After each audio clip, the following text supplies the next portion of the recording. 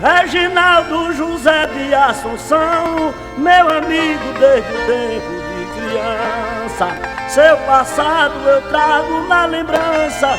Fomos criados igualmente a dois irmãos, cada qual com um bodoquinho na mão, procurando passarinho no cercado. Cada pássaro que era apedrejado, para nós era mais que um troféu. Estudei, me formei, sou bacharel, mas não posso esquecer vida de gado.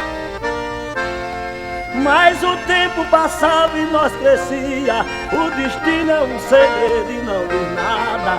Nós vendemos ingresso em vaquejada que Maria Bezerra promovia, e nenhum da gente não sabia que ia ter um futuro invejado. Hoje eu sou um locutor afamado, Assunção tem no seu dedo um anel.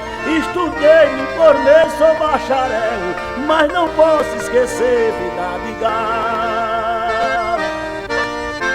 Hoje eu chamo vaqueiros pro morão, Assunção é quem faz o julgamento. Um trabalho perfeito com talento, nós honramos a nossa profissão.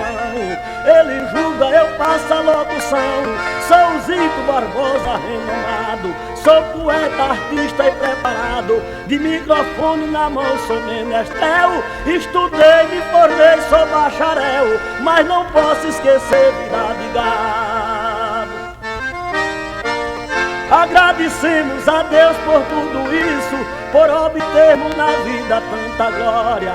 Nestes versos retrata a nossa história, não há glória sem luta ou sacrifício. Até hoje assumimos compromisso, como um homem herói conceituado. Oh meu Deus, nosso Pai, nosso obrigado. Tu és nosso juiz, nós somos réu.